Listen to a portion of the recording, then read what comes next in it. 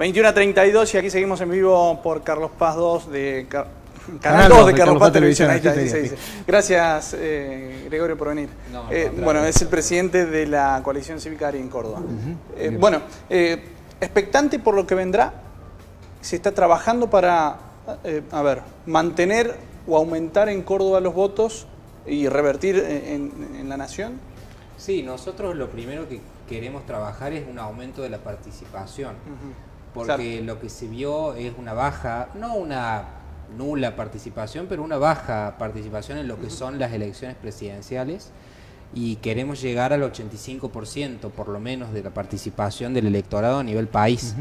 Esto significaría un 10% más, lo cual nos permitiría achicar la diferencia. ¿Usted cree que si se vota más gente va a votar al oficialismo? Seguro, porque hay mucha gente, primero, que no cree en las PASO.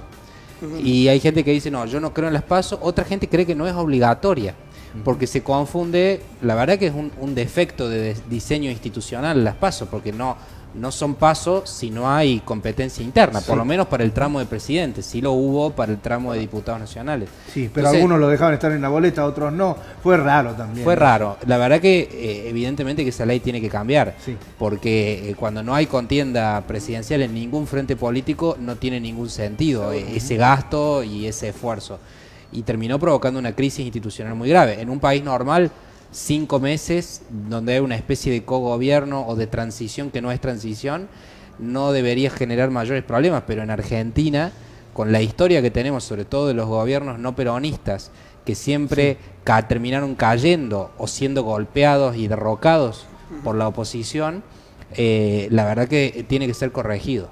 Y espero que sea antes de fin de año. Y esto también, digamos, ha generado una inestabilidad tal que hoy, por ejemplo, vemos que Alberto Fernández va a viajar a México a reunirse con el actual presidente como si fuese un presidente electo, cuando en realidad todavía no lo es. Con lo cual yo me imagino, nosotros que más o menos estamos empapados del tema, vemos por dónde viene la cosa, pero de afuera nos ven mirar y van a decir, pero ¿cómo?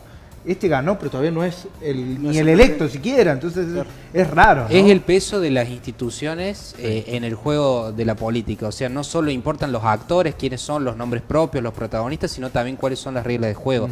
Que esto viene de la época del kirchnerismo, fue diseñado con una intencionalidad política y no salió la mejor ley. Y lamentablemente no se logró un consenso para mejorar, pero como les decía, lo primero es trabajar un aumento de la participación. Lo segundo que yo creo que va a pasar es que se van a desplomar las terceras, cuartas o quintas fuerzas meramente testimoniales. Algunos encuestadores ya hablan de eso, Exacto, es posible que se baje también algún candidato presidencial, con lo cual yo creo que va a haber un reacomodamiento del voto, una polarización casi total. Si ya fue del 80%, ahora va a ser del 90 y pico por ciento.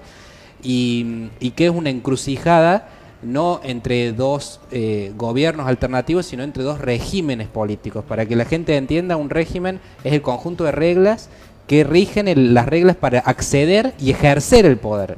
Y acá lo que está en juego no se cuestiona el origen y la legitimidad democrática del kirchnerismo, pero sí el modo de ejercicio del poder. Y lo que hemos visto es que el kirchnerismo, cuando estuvo en el poder, ejerció el poder de una manera autoritaria y en muchos casos fascista. Acá me acompaña Adela Gómez, que es periodista de Santa Cruz, santacruceña, y fue baleada, le quemaron el auto por ejercer el periodismo en Caleta, Olivia, en donde el kirchnerismo ejerce un régimen feudal y gobierna sangre y fuego, con la represión como la forma de gobernar. Y el kirchnerismo está hace 30 años. Entonces, ese modelo que si bien no lograron llevarlo a su máxima expresión, porque hubo felizmente una resistencia y una oposición en las cortes y en los medios de comunicación, pero ese modelo de Venezuela, ellos siguen suscribiendo ese modelo. Un candidato presidencial que dice que en Venezuela no hay una dictadura, miren, hoy salen los diarios que aumentó a 600 chicos venezolanos. O sea, eso no es un invento de los medios de comunicación, la crisis que hay en Venezuela. Y tampoco es un invento que Cristina Kirchner lo condecoró al dictador Nicolás Maduro con la orden del general San Martín. O sea, no solamente que no lo criticó, sino que lo condecoró. Con lo cual, esto es una verdad objetiva. Bien. Maqueda, en este sentido, y lo escucho hablar a usted, y sigue de alguna manera los lineamientos de lo que habla Lelita Carrió, quizás creo que en este sentido, no hablando de república o dictadura, sino el tema del ejercicio del poder como principal diferencia. Sin embargo, desde algunos sectores del gobierno nacional le piden, o parecen pedirle a Carrió, cierta mesura. ¿Para qué serviría la mesura hoy?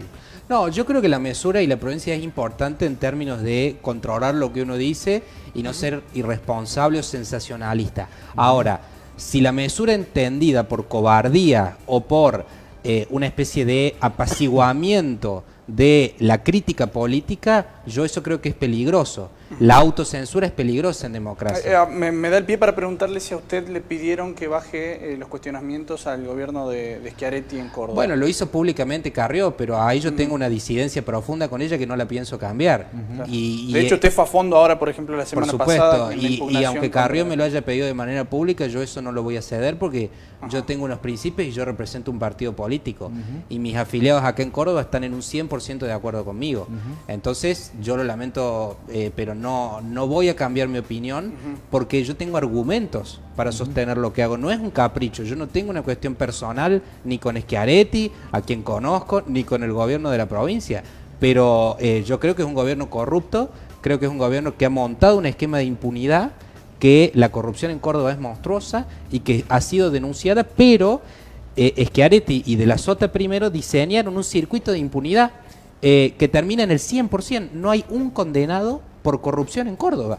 Con lo cual, o tenemos unos gobernantes que son santos, que son ángeles, que nunca cometen ningún hecho. No solo los gobernantes, sino todos su entorno. Los empresarios, por supuesto, los empresarios. Acá, pero a ver, Camino del Cuadrado, Colector, ¿cómo se privatiza la cobranza de impuestos con una empresa que fue directamente beneficiaria de ese negocio multimillonario? De hecho, electroingeniería surge en Córdoba. Electroingeniería. Y termina vinculado con Odebrecht, ¿no? Entonces, yo no estoy en contra de Schiaretti, estoy en contra de la corrupción y de la impunidad.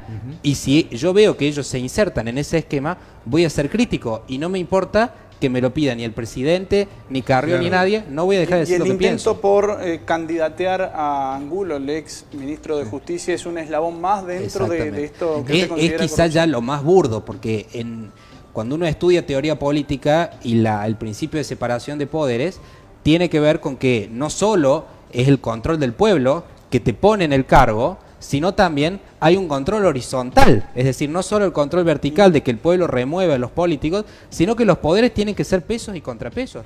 ¿Cómo va a haber un control recíproco de poderes si el Poder Judicial y el Tribunal Superior de Justicia está en manos de militantes de Schiaretti, del gobernador? Como es el caso de Angulo, un colaborador directo del gobernador encima en el área de justicia. Esto no existe, no resiste el más mínimo análisis. Con lo cual yo no entiendo por qué la UCR, el PRO y el Frente Cívico todavía no se han pronunciado de una manera categórica. Por eso la coalición cívica lo hizo solo. La verdad que estamos solos, salvo el diputado Diego Mestre. Esperaba más una réplica de los todo opositores. Una resistencia, por supuesto, porque esto no es una descalificación personal hacia el currículum del señor Angulo. Claro. Pero el problema es que acá es una cuestión institucional. El Tribunal Superior de Justicia tiene que estar en manos de personas que, si bien pueden provenir de la política, no tienen que tener vínculos con el Poder Ejecutivo. Claro. Entonces, el señor Angulo está descalificado de plano para el cargo. ¿Y por qué ustedes también hicieron lo mismo con la designación de defensor del pueblo Mario de Cara, que de hecho ya viene de No, Mario de Cara por una muy mala gestión, una pésima gestión. Ustedes piensen que el defensor del pueblo tiene que defender el ambiente, los consumidores, los usuarios de todos los servicios públicos e incluso privados, como por ejemplo la telefonía móvil. Y nosotros hicimos un análisis, un estudio de su gestión. Ya lleva 3 periodos y la verdad que no hizo absolutamente nada. Lo único que hace es gastar plata en propaganda, en contratos, en ponerle su nombre a los carteles, pero jamás, por ejemplo, acá en el caso de Punilla, tuvimos un caso muy serio con la autovía 38 de Montaña y no vino una vez el defensor del pueblo a ver qué pasaba, a encargar un estudio de impacto ambiental propio, a participar de la audiencia pública. Hasta que Schiaretti dijo, bueno, no, vamos a escuchar a la gente y no la vamos a hacer. Claro, no pero nada, brilló por su ausencia. Con el aumento del precio de la telefonía móvil, de las prepagas, de los aumentos ilegales de EPEC, porque se hacen sin audiencia pública, superando los montos de inflación. ¿Quién defiende a los usuarios del servicio que viven acá en Córdoba? La verdad es que por eso es que no calificaba para el cargo, porque tuvo una pésima gestión. El ARCEP tampoco en ese sentido. Bueno, tampoco. A ver, por eso digo, en Córdoba es un caudillismo. Schiaretti es un caudillo electo por el pueblo, pero entre elección y elección gobierna de manera despótica, por encima de las leyes, no rinde cuentas, no tiene control, no lo controla la legislatura, ahora va a tener 2/3, no lo controla el Poder Judicial, lo tiene copado con militantes del PJ, no lo controla el Defensor del Pueblo, no lo controla el Tribunal de Cuentas, que tiene mayoría, con lo cual es un autócrata. Y eso es peligroso. Eso es peligroso, pero se llame Schiaretti o se llame quien sea. Si yo me dan ese semejante poder, esto está estudiado en la historia de la humanidad. El semejante poder te corrompe. Basta ver la inmensa cantidad de recursos que maneja la provincia. Por supuesto que se presta a la corrupción si vos no tenés control. Ahora esta situación suya tan al frente con Schiaretti y el pedido público de Carrió, como decía Andy recién, ¿le ha traído algún dolor de cabeza? Sí, sí, por supuesto que fue una situación incómoda y yo adopté una... Es cierto que yo por ahí he cometido exabruptos y que he reconocido esos errores porque también los modos son importantes y en eso trato de mejorar, o sea, de no incurrir en la descalificación personal. Y por supuesto que yo también entiendo la estrategia nacional de Macri y de Carrió, en la cual Schiaretti era un eslabón importante. Y bueno, ustedes ya mismo lo hablaron con Riutort, termina siendo un dique de contención, por lo menos para la unificación total del peronismo. Con lo cual yo reconozco esos exabruptos y yo reconozco la estrategia nacional. Ahora, yo también soy federal y Córdoba tiene autonomía. Y como presidente de un partido político de Córdoba, tengo autonomía para fijar una línea política. Por último, nos queda un minuto. Usted dijo recién, Schiaretti era no sé qué término utilizó, pero un caudillo. No, pero con respecto a Cambiemos o a un dique de contención, ¿usted cree que este dique de contención finalmente va a ser yo creo que desbordado? También, a ver, lo que pasa es que tuve muchas críticas con respecto. En diciembre del año pasado mandé una carta diciendo: acá hay un pacto para garantizar la reelección de Schiaretti, que quedó comprobado cuando se partió Cambiemos en dos, lo cual yo siempre me opuse.